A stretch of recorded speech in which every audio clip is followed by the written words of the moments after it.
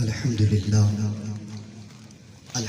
الذی جعلنا فی امتی خیر الانبیاء وہدینا علی صراط الاسفیاء وشرفنا وقربنا بلطف نقیب الاولیاء والصلاة والسلام علی سید الانبیاء محمد مصطفیٰ وعلی آلہ الطیبین الطاہرین واصحابہ الہادین والمہدین. قال النبی صلی اللہ علیہ وسلم خیر الناس من ینفع الناس او کما قال علیہ السلام. بعد از حمد و ثنا لائق تعظیم و تکریم و توصیف حضور سیدی و مرشدی حضور نقیب ثانی متزل العالی دامت برکاتم القدسیہ. جمیع حاضرین و سامعین بعد عرض کنم السلام علیکم ورحمۃ اللہ وبرکاتہ. حضور سیدی و مرشدی کا حکم ہوا خدمت کے حوالہ سے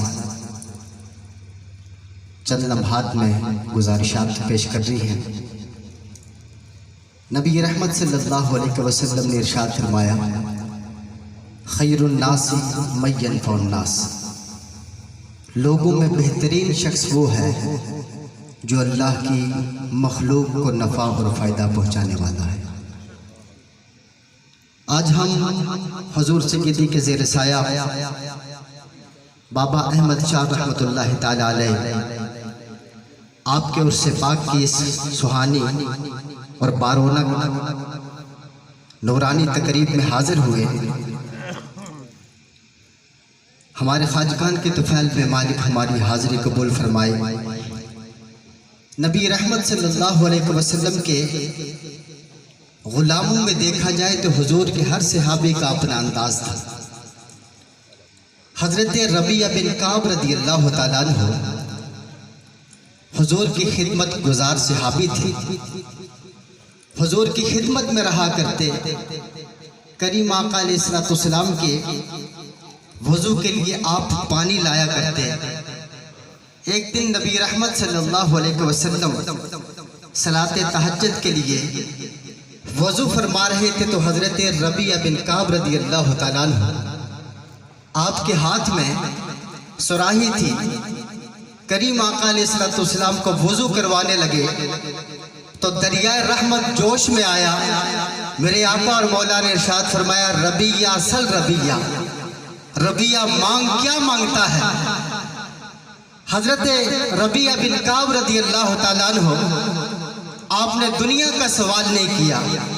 یہ نہیں کہا یا رسول اللہ مجھے دولت کی فراوانی چاہیے، یا رسول اللہ میں سروری چاہتا ہوں، کوئی عہدہ چاہتا ہوں.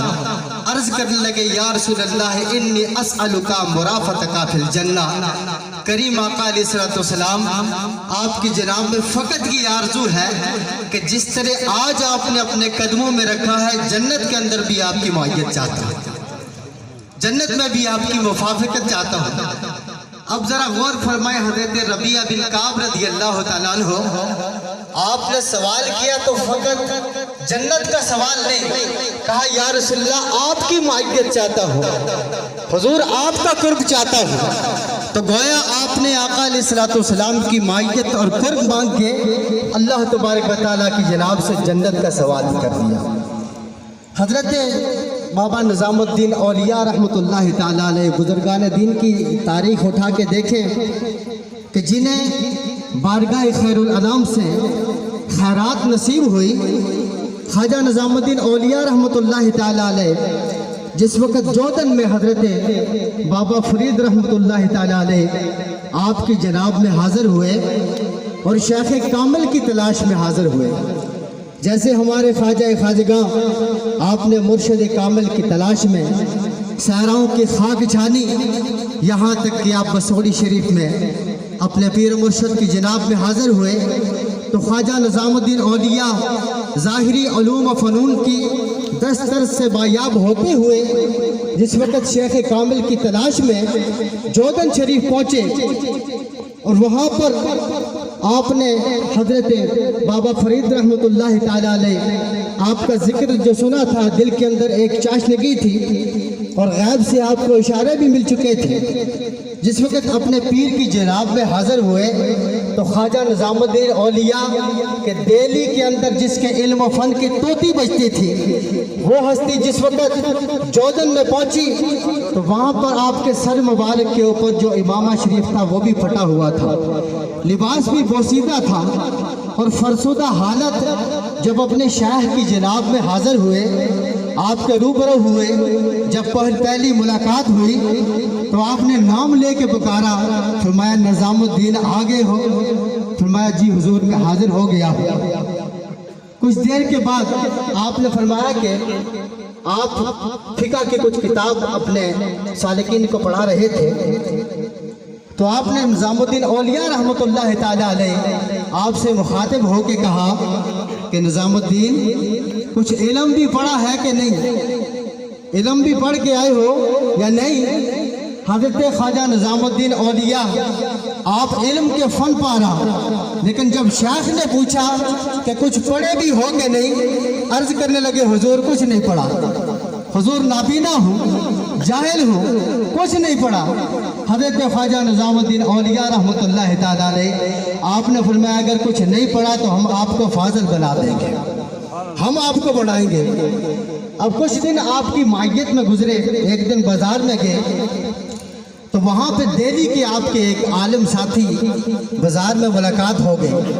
نظام الدین اولیاء کی حالت دیکھی، بوسیدہ لباس ہے، پھٹے ہوئے کپڑے ہیں، تو کہنے لگے نظام الدین اولیاء اگر تم وہاں پر ہوتے تو آج تیری کیا ٹھاٹ باٹ ہوتی، اور آج اتنا بڑا علمی مقام و مرتبہ چھوڑ کے یہاں پہ آئے ہو، کیا حاصل کرنے آئے ہو؟ حضرت خواجہ نظام الدین اولیاء آپ کے دل کے اندر وہ بات تھوڑی دیر کے لیے رہ گئی۔ جس وقت اپنے پیر کے سامنے حاضر ہوئے تو دل میں سوچنے لگے کہ وہ علمی فن پارا تھا، بڑا مقام و مرتبہ تھا، یہ حالت کیسی ہے؟ جس وقت آپ کی جناب میں حاضر ہوئے تو اتقوا فراست المؤمن انہ ینظر بنور اللہ، مومن کی فراست سے بچو، وہ اللہ کے نور سے دیکھتا ہے۔ جب آپ کے روبرو حاضر ہوئے تو حضرت بابا فرید آپ نے فرمایا نظام الدین کس سے مل کے آئے ہو؟ خاموش ہو گئے۔ آپ نے فرمایا کس سے مل کے آئے ہو اور اس نے کیا کہا ہے؟ اپنے شیخ کے سامنے وہ ساری رودات سنائی۔ آپ نے فرمایا اچھا تو اسے جا کے یہ کہنا کہ میں جس راہ کا راہی ہوں تو اس راہ کا مسافر ہی نہیں۔ آپ واپس چلے گئے۔ جس وقت واپس آئے تو آپ نے حکم فرمایا، دل کے اندر جو خیال پیدا ہوا تھا، فرمایا کہ اب جاؤ، جا کے لنگر خانے کے اندر ڈیوٹی کرو۔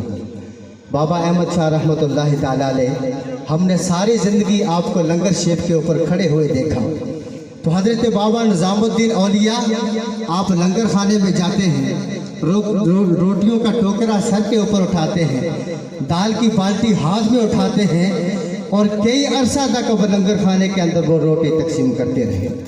حضرت بابا نظام الدین اولیاء رحمۃ اللہ تعالیٰ علیہ آج ذرا غور فرمائیں کہ جس وقت آپ وہاں پر تشریف فرما ہوئے تو جس شخص نے آپ کو یہ کہا تھا آج اس کا کوئی نام بھی نہیں لیتا، لیکن کائنات کے اندر نظام الدین اولیاء کے طوطی کا چرچا ہو رہا ہے۔ تو ہمارے پیران عظام، ہمارے خواجگان نے جو ہمیں تعلیم عطا فرمائی وہ یہی عطا فرمائی۔ ایک شعر میں اکثر کہا کرتا ہوں، حضور سیدی کے اشعار میں میں نے لکھا دیا کہ سلسلہ نقیبیہ را چار چیزاں پر بنا، سلسلہ عالیہ نقیبیہ کا اگر نچوڑ نکالا جائے، خلاصہ نکالا جائے تو سلسلہ نقیبیہ را چار چیزاں پر بنا، چار چیزوں کے اوپر سلسلہ نقیبیہ کی بنیاد رکھی جاتی ہے: ذکر و فکر و صدق و وفا خدمت خلق الہ، کہ اللہ کی ذات کا ذکر کرنا، اپنے شیخ کے تصور میں رہنا، اور صدق اور صفا اختیار کرنا، اور اللہ کی مخلوق کی خدمت کرنا۔ اور آخر پر فقط یہی کہوں گا کہ خدمت میں عظمت ہے اور عظمت ہی عظمت ہے۔ وآخر دعواہم الحمدللہ۔